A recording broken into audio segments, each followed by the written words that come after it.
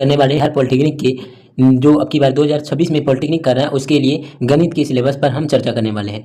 गणित में आपका क्या सिलेबस होगा, मैथ में, वो सब नया सिलेबस के ऊपर चर्चा करने वाले हैं। तो इससे पहले आपको बता दें, वीडियो को पूरा जरूर देखिएगा। आज का सेशन बहुत ही मज़ेदार होने वाला है, इससे आप लोग पढ़ सकते हैं बढ़िया से।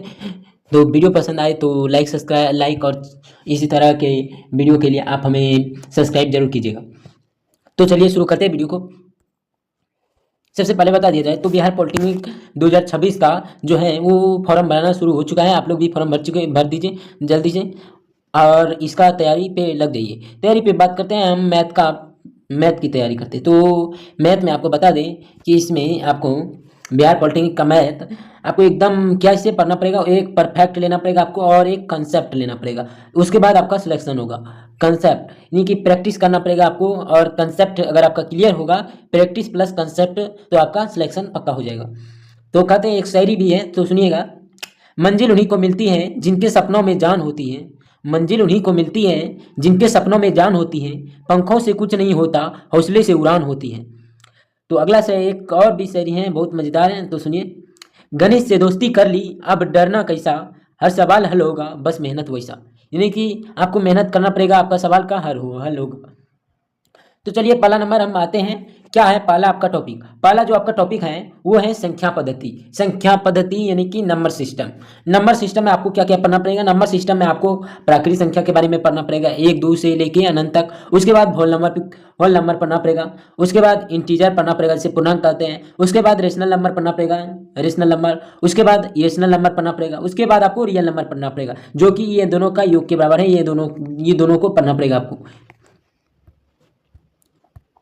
अगला है आपका एलसीएम पढ़ना पड़ेगा आपको। उसके बाद और एचसीएफ भी पढ़ना पड़ेगा, जिसमें एचसीएफ बराबर हुआ हाईएस्ट कॉमन फैक्टर और एलसीएम बराबर हुआ लोअर कॉमन मल्टीपल। यहाँ पे सिंप्लीफिकेशन में बात करें तो आपको बोडमास रूल को इसमें ज़्यादा फॉलो करना है, बस इतना ही है। उसके बाद यहाँ पे फोकस ज़्यादा करना है एलसीएम पर, एचसीएफ पर और नंबर टाइप पर, बस इतना। उसके बाद आपका है अगला टॉपिक अलजेब्रा, जिसे कहते हैं बीजगणित। बीजगणित जो बहुत ही महत्वपूर्ण चैप्टर है। इसमें आपको 2 3 सूत्र याद रखना पड़ेगा। सूत्र याद रखना पड़ेगा, ए प्लस बी पर होल स्क्वायर और ए माइनस बी पर होल स्क्वायर और ए माइनस ए स्क्वायर माइनस बी स्क्वायर। ये वाला सूत्र बहुत ज़्यादा आता है, इसलिए आप लोग को सूत्र याद रखिएगा। उसके बाद यहाँ पे है पॉलिनोमिकल यानी कि बहुपद। बहुपद से भी आपका आता है बहुत सारा क्वेश्चन। उसके बाद अगला है आपका लाइनर इक्वेशन, जिसे कहते हैं रैखिक समीकरण। ए एक्स प्लस बी के बराबर 0, इस तरह का होता है ये कुछ। आगे बात करते हैं हम द्विघात समीकरण। ये द्विघात समीकरण से भी बहुत सारा क्वेश्चन आता है। इसमें होता है A X square plus B X plus C. Root के अंदर इसका फॉर्मूला होता है एक्स बराबर minus B plus minus root under B square minus 4ac/2a, इसका फॉर्मूला होता है। उसके बाद यहाँ पे आपको गुणनखंड भी पढ़ना पड़ेगा। गुणनखंड में आपको एक्सप्रेशन और फैक्टर को तोड़ने के लिए बता दिया जाएगा। उसके बाद ज़्यादा फोकस आपको जो करना है वो आइडेंटिटीज और इक्वेशन और क्वेश्चन फिक्स आते हैं। इसमें क्वेश्चन फिक्स आते हैं, तो यहाँ पे आपको ज़्यादा आइडेंटिटी और इक्वेशन से ये आता है क्वेश्चन। अगला है आपका ज्यामिति। ज्यामिति में आपको रेखाएं एवं कोण के बारे में पढ़ना पड़ेगा, जिसमें एंगल टाइप पढ़ना पड़ेगा। उसके बाद लाइनर पेयर पढ़ना पड़ेगा, यानी कि 180 डिग्री। और उसके बाद वर्टिकल अपोजिट एंगल पढ़ना पड़ेगा। उसके बाद त्रिभुज पढ़ना पड़ेगा आपको। उसके बाद तीनों कोणों का योग त्रिभुज के 180 डिग्री होता है, ये सबको मालूम होगा। उसके बाद टाइप पढ़ना पड़ेगा त्रिभुज की। उसके बाद सर्कल पढ़ना पड़ेगा। सर्कल में आपको रेडियस, डायमीटर, त्रिज्या, व्यास, इस तरह के पढ़ना पड़ेगा। उसके बाद है आगे बेसिक थ्योरम कुछ पढ़ना पड़ेगा, जैसे बेसिक थ्योरम कोई का थ्योरम, पाइथागोरस थ्योरम, ऐसे ही आपको कोई थ्योरम बेसिक थोड़ा सा पढ़ लेना है। उसके बाद यहाँ पे आपको बेसिक स्पेस बनाना आपको आना चाहिए।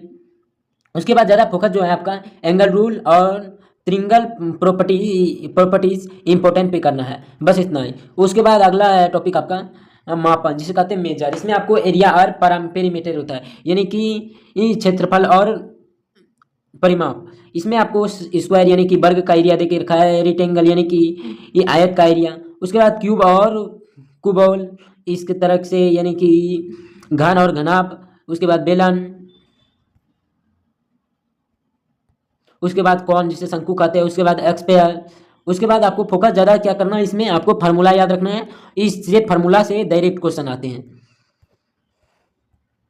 आगे बात करते हैं हम त्रिकोणमिति। त्रिकोणमिति बहुत ही महत्वपूर्ण चैप्टर है, ये VBI चैप्टर है ये।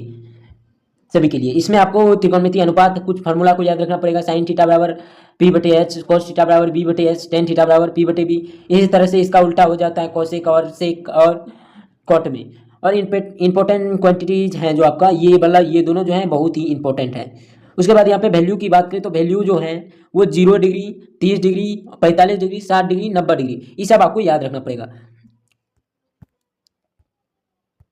उसके बाद हम बात करते हैं हाईएस्ट एंड डिस्टेंस पर। इसमें जैसे कि ऊंचाई और दूरी, इससे भी आपका अच्छा बढ़िया प्रश्न पूछा जाता है। एंगल का उपयोग करके हाईएस्ट और डिस्टेंस निकालना सिखाया जाता है। इसमें आपको ज़्यादा फोकस किस बात पे करना है, रेशियो, आइडेंटिटी और डायरेक्शन पर सीधा सवाल आते हैं।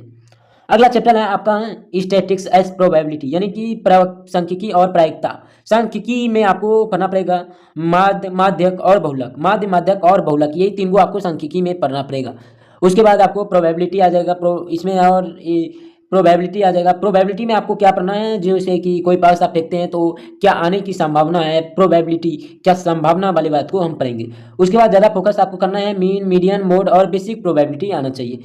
उसके बाद अगला चैप्टर है time, distance and work, time, distance plus work. इसमें टाइम, स्पीड और डिस्टेंस के बारे में पढ़ना पड़ेगा। जैसे कि यहाँ पे स्पीड की बात करें तो स्पीड बराबर डिस्टेंस बटे टाइम, इस तरह से फॉर्मूला होता है। और ट्रेन में जो प्रॉब्लम आता है उसके बारे में आपको यहाँ पे पढ़ना पड़ेगा। और वर्क और टाइम पढ़ना पड़ेगा। इसमें ज़्यादा फोकस क्या करना है, फार्मूला याद रखो, सवाल डायरेक्ट आते, फार्मूला को केवल आपको याद रखना है। फोकस क्या क्या चीज़ पे करना है, फोकस आपको करना है, फार्मूला याद रखना है आपको। अगला है व्यवसायिक मैथ, जिससे कि बहुत कम कुछ प्रश्न पूछे जाते हैं या फिर नहीं भी पूछे जाते हैं, कभी कभी पूछा जाता है, तो इसको भी आप लोग कवर कर लीजिएगा, जो 8वीं कक्षा में आप लोग पढ़े होंगे। प्रॉफिट एज लॉस, इसमें आपको लाभ हानि के बारे में पढ़ना पड़ेगा। उसके बाद प्रतिशत, यानी कि डिस्काउंट प्रतिशत, उसके बाद डिस्काउंट, ये सभी चीज़ों के पढ़ना पड़ेगा। और आगे है आपका सिंपल इंटरेस्ट, यानी कि साधारण ब्याज, SI बराबर फार्मूला को, और यहाँ पे चक्रवृद्धि ब्याज को भी पढ़ना पड़ेगा। उसके बाद इसमें ज़्यादा फोकस प्रॉफिट और लॉस पे और ब्याज से सवाल फिक्स आते हैं। इसमें कोई तरह का कोई प्रॉब्लम नहीं है।